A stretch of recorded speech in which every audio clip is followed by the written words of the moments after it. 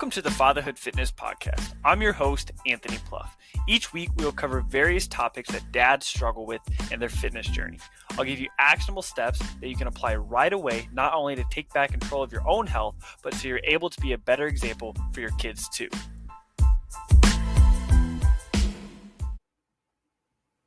You need to have a plan to get the things done that are important to you. Getting in great shape doesn't happen by accident. Today I was watching the Chiefs game with my son and my dad, and my in-laws were in town, and my mom, my sister. We had a bunch of family over for celebrate my daughter's second birthday, my youngest daughter, and we're watching the football game, and it becomes very apparent the athletes on the field who are taking care of themselves, right? It doesn't happen by accident, right? They can't just show up on Sunday, or in this case Saturday, and expect to be great, right? Expect to feel good, expect their body to do the things that they want it to do, right? It takes planning, it takes preparation. And although, yes, that is their job to be in shape, that is their job to, put in the time in the gym, taking care of themselves, it doesn't necessarily mean that it's easy, right? It's still something that they have to commit to doing. And the same goes, for your workouts. You're not competing for a sporting event. Like maybe you play in, a rec softball league or basketball league or pickleball. Pickleball is very, very popular now. So maybe you're doing something like that. And if every single time you're playing, that's the only time you're exercising. That's the only time, you're preparing your body, or you're putting your body through, vigorous activity, then you can't really expect, the most out of yourself, right? If you're not putting in the work during the week. But even if you're not doing those things, even if, recreational activity, maybe a indoor soccer league or something is something that you like to do. If you're not doing those things, you still need to show up. You still need to be able to perform your best to just be a dad, right? Maybe you only have one kid, you've got a newborn. Being able to just get on the ground and be able to play with your kids, or just simply change a diaper, right? When we never had, when our kids were younger, we never had a changing table. And so I always changed, our kids on the floor, right? We had one of those mats that we rolled them out, right? And during that time, especially when my son was born, my oldest was born, I had a lot of back issues. And I still have some issues. If you've been listening to the show for a while, you've heard me talk about it a little bit, but I've had back pain since I was 16. Lots of reasons why, called kind of multiple reasons. I actually had a hip surgery done in May, and then I'm actually having a second hip surgery done here come January. But issues I've had for years, old injuries, and then the second one was kind of caused by the other. So long story, we don't need to get into that. But I know for me, just like being able to get on the floor and change my son's diaper when he was little, or just being able to bend over the crib and pick him up, caused a lot of pain for me. And so I realized pretty early on that I got to do something, right? I was young. We were young when we had kids, fairly young. And so I realized, this is already causing me issues now when they're getting older, when they're wanting to run around, when they're wanting to go to the park, when they're wanting me to, play catch with them. I don't want to be the dad who's sitting down on the bench, who's sitting down in a chair watching them play because, I'm in pain, or I physically can't do it because I didn't take care of myself. And so you may not be competing for a sport right now. You may not be competing for maybe an event, but you're training for life, right? You're training to be the best dad that you can be. And no, that doesn't mean you have to be able to run a 6-minute mile. That doesn't mean you have to be able to bench 300 pounds. It doesn't mean you have to be able to squat twice your body weight, right? There aren't any numbers that you have to do. But what you do need to be able to do is just be capable of just being present, right? Be capable of being the best that you can be, right? And so if you're right now, you're struggling, you're constantly in pain, you're constantly have to lay on a heating pad, you're taking Epsom salt baths and stuff like that. And I mention these things is because I have done all of these things, right? I have been the dad who hasn't been able to do things because I'm on crutches. I've been the dad who has had to watch my kids play at the park because I'm having nerve pain, or I'm having things like that. And it sucks. I'm to put it bluntly, like it really does suck. It's hard to watch, your kids doing things and not being with them. And I'm having a second surgery coming up here in about 3 weeks now, and I'm very excited for it. It's from an injury that I had initially when I was 12 years old. Never got better, caused lots of issues, and ended up having another surgery on the opposite hip. Hopefully, after this one, things are going to start getting better. They're already getting better. So, I'm very excited for this because it's something that I've been waiting for a very long time. I've gone as far as I can. I've been doing physical therapy for years. I've been doing rehab for years. I've been taking it. I'm knowledgeable enough. I've been, obviously I'm in this career field, personal training, kinesiology, working on one-on-one with clients. But I've kind of reached the point with my own, what I can do on my own without surgical measures. And so I'm very excited. But, it's going to cause me for a long time. This entire past summer, I had to watch my kids play. I wasn't able to run around with them, and that's tough. I had surgery in May, and that was hard. That was really hard just to be able to, just not be able to play with them and just sitting there watching them, watching other dads, play with their kids. And usually, that's me. I can remember very vividly a few years ago, I took my son to a trampoline park, and there were tons of dads just sitting there watching their kids. I was one of the only ones just jumping around on the trampoline, playing basketball at the trampoline park, all sorts of fun stuff. And I don't say that to, make it sound like, I'm better than you or I'm better than somebody else. I say that because I don't want to be that dad. I want to be the dad who's involved. It's fun to do things with them. And, I know once I have my second surgery, it's going to be very similar to my first one. I'm not going to be able to do it for a while. And that's a feeling I never want to feel again. And, if you're right now, your body is limiting you, maybe it's, your own doing, maybe it is an injury, maybe it's something out of your hands. But, right now, if you're somebody who is, quite a bit overweight and it's putting tons of pressure on your knees, it makes it very hard to move around. I know that's a tough position, right? That's something right now that probably, I know it doesn't feel good, right? I've been there for a short while, not due to weight issues, but due to, injuries due to being on crutches. And I've seen how hard, that can be. And I don't want that for you. And so taking care of yourself, just finding time to work out now. And maybe you're not there yet. And I hope you never have to go through that, right? Let's not just try and deal with the symptoms once they happen. Let's try and prevent the cause in the first place. And so we're gonna talk a little bit today about making time for your workouts. And so I said at the beginning of this episode is that getting in great shape doesn't happen by accident, right? We look at professional athletes; they didn't just wake up. Yes, they have a genetic advantage. Some people who are 6'5", they didn't do anything special when they were kids to become 6'5", right? But their work ethic has got them to where they are, right? One of my favorite quotes is, "Hard work beats talent when talent doesn't work hard." And I don't know who originally said it, but I know Tim Tebow said that all the time, and I loved that. I used to have that going through my mind all the time. And so figuring out what how much time you realistically can spend on your workouts each week is going to be the first step, right? And so you may not have things may be harder for you. Okay, there's not a lot we can do with that, right? Some people, when they work out, they respond quicker, right? Some people, when they start losing weight, when they start, tracking their nutrition, tracking their diet and things like that, they respond a little quicker.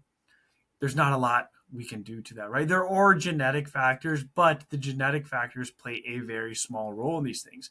And so we're going to control what we can control, right? For me, I'm 5'5". I'm not very tall. And so my brother-in-law, he's 6'3". He can eat a lot more food than me, right? I'm not very big. And so we can go out to eat, we can get the same meal. One's going to affect me more, right? He's going to be able to eat more than me because he's bigger than me. His body needs more calories than me. There's nothing I can do about that, right? I cannot make myself taller. And so I'm under those limitations, right? But I understand that. And once you come to terms with where you're at right now, we can move forward, right? You may not be where you want to be right now. You may be 20 pounds overweight. You may be 50 pounds overweight. You may be 100 pounds overweight.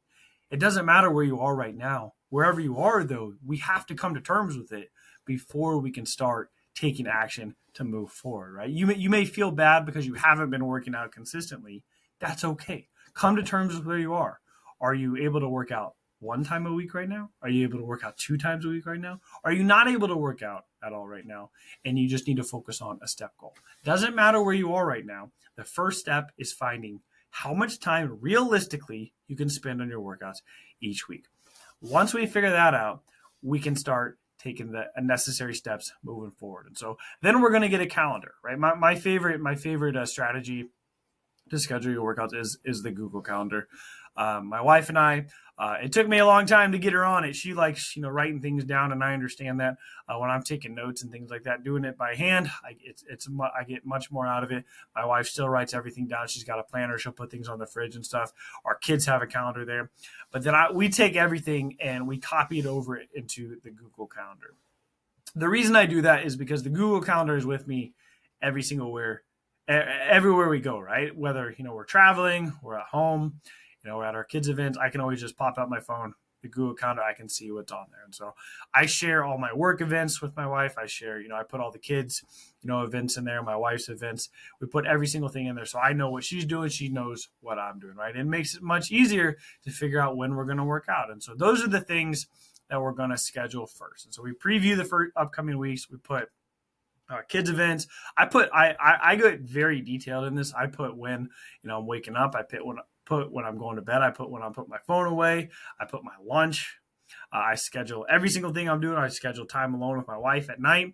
And then I put my workouts in the calendar. And the reason I do that is because I want to guarantee, or I want to set myself up to almost guarantee that I'm not going to miss my workouts, right? Because if I want to work out at 4:00 on a Monday, but then, my kids have an event, my wife has, a meeting or something, maybe, one of them has an appointment or something, we can work around this, right? But if I know every single Monday at, 7 a.m., there's not a lot going on at 7 a.m., then I know for sure I'm probably going to get that workout in every single Monday. And so the biggest thing when it comes to your workouts is we want to try and get them at the same time each week. Doesn't necessarily have to be the exact same time, but the more consistent we can make it, the easier it's going to be to stick to. And so we're going to preview the upcoming 2 weeks, see what's going on there. Okay. So we're going to book a time. We're going to book a time for each day that we're going to figure out, when we're going to work out. So we're setting an appointment with ourselves to get it completed, just like a meeting, if you were having a meeting with your boss, you would do everything you can to make sure you're at that meeting, right? And you're going to do the same thing for your workouts. And sometimes that can be really hard for people. I made a post about this one day about, if you can schedule your workouts, just like meetings with your boss, like, you're going to be much more likely to complete that workout. And somebody replied on there and they said, well, if I got paid for my workouts, then there's a good chance I would work out more. And maybe that's true. And unfortunately, money is a factor, right? We value certain things. And for some people, money is the biggest, the biggest, thing that's going to decide, what we're actually going to do, right? If you're doing, you have two different options. You can either work really hard and just be rewarded internally or down the road, or you're going to get paid right away. A lot of people are going to choose that instant gratification. But when you're working out, when you're investing in yourself, and I use that word strategically, investing in yourself, because it is something that pays off long-term, right? When you invest in the stock market, you don't expect to make money overnight, right? You expect to make money long-term. And that's exactly what workouts are doing. One workout's not going to change your life. A week's long workout's probably not going to change your life. A month, a couple months, probably not going to change your life if you don't stick to it. But a year, 2 years, 3 years, all of a sudden this is going to add up, and you're going to start seeing the returns, and you're going to look back and be like, I can't believe I waited to start.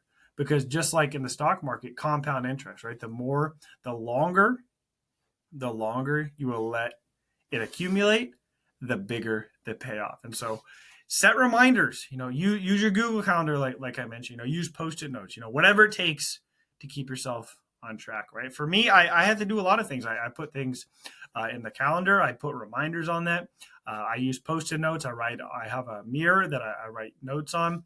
When the more we can be reminded, a lot of times when it comes to information, we don't need new information all the time. We just need reminders. But we need reminders in lots of areas of our life, right?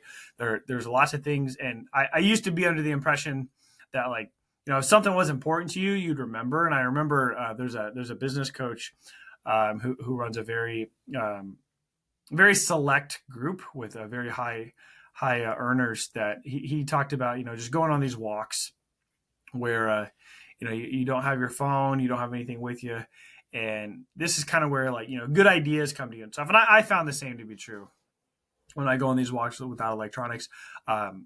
I've the ideas start flowing and stuff like that, and it's very freeing. But he had always talked about, he said that if the idea is good enough, or if it's a great idea, something you should act on, you'll remember it. And I've kind of found the opposite to be true. I know for me personally, at one point I bought a little pocket recorder, and now I just use either the recorder on my phone or the notes app. But if I have a great idea for something that pops in my head, I put it in my phone, I put it in my notes app, and I have them. I call them light bulbs. I put them in my phone, and I just write all of them down, right? Because there's a lot of times where I'm thinking man, I have these really great ideas. This is what I'm going to do. And then I come home, the kids, might be needing something. They're excited to see me. They want to play around, we doing something together. I'm having dinner with my wife, doing all these things. And then I completely forget what I was even, planning on doing later on. And then all of a sudden the whole evening's gone. And so I need reminders, and you may be somebody who needs a reminder too. And so, use the Google Calendar. Set an alarm in your phone for when you're going to work out, when you're going to start working out, when you're going to go put your gym clothes on, things like that. If you need Post-it notes, if you need someone to help you, right? So I have clients of mine who literally ask me just to set a reminder, to just send them a text hey, did you get your workout in, or and that's all they need. And a lot of times, when I text them, they're already working out. Just having that external accountability can be really helpful. And so the bottom line is when it comes time to do your workout, keep the promises you make to yourself, right? If you can keep the promises you make to yourself, you're going to have no problem executing moving forward. That's the number one thing in all of this, right? And so can you are you someone that can trust yourself? And that's a tough question, right? Of course, you'd be we like to think a little highly of ourselves sometimes, right? If somebody, we think about, there's this old analogy when we see people you see somebody slip on the ice, we think, oh, they should have been more careful, right? But when we're the ones that slip on the ice, we think, oh, that no one could have avoided it. There's nothing I can do there, right? We like to sometimes we don't hold ourselves to the same standards, but if we can keep the promises we make to ourselves, our life tends to go in the direction we want it to. And so right now, how do you begin? Start where you are. If you're at no workouts, don't expect yourself to work out 5 days a week this week. Don't expect yourself to do a program that's asking you to work out every single day, right?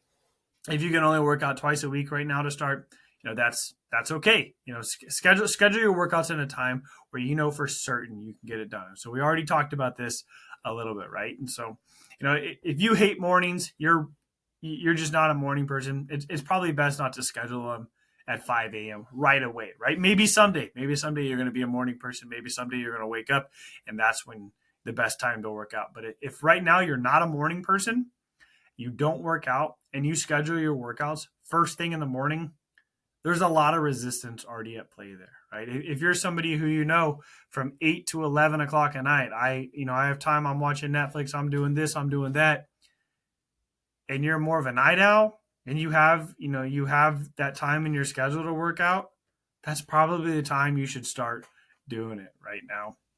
Something or someone will always try and take your time away. So we got to have a plan there, right? If you've got kids, if you've got young kids, there's a good chance, they're going to wake up at night. They're not going to go to sleep right away. And so maybe right after the kids go to bed might not be the best time. Maybe they sleep for an hour after you put them down, and then they wake up, and then they have trouble getting back to sleep. So maybe right after, you put them down to sleep, you got to work with your wife there. Ask her, can she, kind of be on duty for an hour so you can get your workout in, right? And the same thing goes, something we haven't really talked about yet, but when you're scheduling your workouts, make sure you're scheduling your wife's workouts too. And so they're just as important as yours. And so find time in your calendar to not only schedule hers, but yours as well. If your kids are able, if they're a little older or they sleep really well and you guys are able to work out from home together at the same time, awesome. Now you got an accountability partner, right? Now you got somebody who's going to be doing it with you. Kids go to bed, we work out together, then we get showered, ready for bed, we relax, right? And so if that's not ideal, right? Do you need someone to watch your kids? Maybe right now you can only work out on Saturdays and Sundays. Do you have in-laws close to you? Do you have family members, right? Or again, are your kids old enough where they can, be trusted alone for an hour or so, right? So figure out if you need someone to watch your kids, right? Make sure, we already kind of touched on it, but make sure, your wife's events, your kids' events are already on the calendar before you schedule your workouts. And I can't stress this enough, right? Because one of the most frustrating things is when you're trying to work out, you're trying to be consistent, you're trying, to make better choices, but things always interrupt them, right? Things always pop up, and that can become very, very frustrating, right? And so let's figure out a time that's going to work for you. Now, if you schedule a workout, you didn't complete it, no problem. Figure out, what got you off track, learn from it, and just do better tomorrow. This is kind of an advanced tactic here, but it may work for your schedule. It may work for not. I used to teach this principle a lot, and I still share it with some people who it can be helpful for. But what I used to do is when I was working out 3 days a week, I still work out, 3-4 days a week. My schedule, I'm mainly working from home most of the time now, doing a few different. I still have some in-person clients, but not a whole lot right now. So the majority of my work is done from home. So I have that luxury, and I know that, right? But if you're not working from home, then obviously you're going to have less opportunities, right, to kind of shift some things around. But one of the things that can be really helpful is if you're planning on working out 3 days a week, instead of scheduling 3 workouts, what you can do is you can actually schedule 6. Now, you're not going to do 6 workouts. You're still only going to do 3, but let's say you schedule a time on Monday, Tuesday, Wednesday, Thursday, Friday, and Saturday. So we've got 6 time slots there to get workouts in. Now, like I said, you're not getting 6 workouts in, you're still scheduling 3. And so if we get that Monday workout in, and then Tuesday comes along, we have another one on Wednesday. We can't do the one on Wednesday, so we just move it to the next time slot. So then we shift that over to the time slot that was available on Thursday. So this week we worked out Monday, Thursday, and Friday, right? Now, if you wanted to take a day off between those workouts there, you could shift that Friday one to Saturday. This can be very helpful for a lot of people because it takes the pressure off of, I missed my workout. Now I'm going to have to find a time to make it up. But you've already made it that time because you've already put it in your calendar. And in that second time slot, let's say you get your Monday workout in. Now you've got your one workout in complete for the week already. Tuesday comes along. You still have that scheduled workout time in. You can either maybe do some cardio or something. You could, do a different kind of workout, do some stretching, or just have that time for you time, right? And so now you have some options, right? The issue where it comes along is if at the beginning of the week, if you're not front loading them, so front loading, I say I try and get as many things in at the beginning of the week and the beginning of the day as I can, because the longer the week goes and the longer days go, our willpower kind of depletes. We're tired. We've been working all day and we've been working all week, and it makes it harder to want to do the things we know we should do. And so can we front load our days? Can we get the workouts in earlier? Can we get the workouts in at the beginning of the week? Because if you scheduled a workout Monday, couldn't get it in, you couldn't fill in the Tuesday slot, a meeting got scheduled. Wednesday's a little iffy. Now we're Wednesday, Thursday, Friday. We're trying to get 3 workouts in there. It gets a little stressful. And so I like to front load my weeks. I try not to work out on Sundays, but there are some weeks where I know Monday's just going to be super busy. And so I will just take that Monday workout and I shift it back to Sunday. And I get a workout in on Sunday, and then I've got my workout in. I'll get one in Tuesday. I'll get one in Thursday, Friday. If I'm not busy that next weekend, maybe I'll get one in on Saturday. And so you have some flexibility in there. And so I do encourage you to schedule more times than you actually need to get your workouts in, because then you do have some room to kind of play around with there. And so that's kind of an advanced tactic there, but it's something that you may be like, hey, maybe this is what I've been missing. I've been missing that Monday workout a lot, and then I've only been getting my Wednesday workout in, and then I shift my Friday to Saturday, and it kind of throws me off because I feel like I'm missing it. So maybe this strategy will work for you. But no matter where you are, the most important thing is that we're scheduling those workouts, right? We're being intentional, right? If we're just leaving it up to chance, there's a good chance that it's not going to get done. And so you got to find something that's not only going to work for you, but that's going to work for your family too, right? If you're doing workouts, that just cut into dinner time, obviously that's not what we want, right? I want you to enjoy dinner with your family. You work really hard. Being a dad is the best job in the world, right? And so we want to be there for the moments that matter. And so you don't have to work out at 5 a.m. You don't have to work out at 6 a.m. But sometimes, that's what we have to do as dad. We have to sacrifice a little bit so the rest of the family, can benefit from it, right? When we're taking care of ourselves, when we're trying to be the best dads we can be, it doesn't just affect us personally, it's going to affect our entire family. And so sometimes that does mean, having to get up a little bit early. But with your work schedule, I don't know your work schedule. And so maybe that is a little different. Maybe you have a gym at work that you can work out over lunch. Maybe you have a gym in close proximity to the office, and so you can work out, shortly after work and then come home for dinner. But whatever you do, it needs to work for you and your family. And so get yourself a calendar, put everything on there, schedule your workouts, and get them done this week. That concludes this episode of the Fatherhood Fitness Podcast. Thank you for those of you who took time out of your busy schedules to listen. If you have any questions or comments or an idea for a topic for a future episode, please feel free to reach out, and I'd love to hear from you.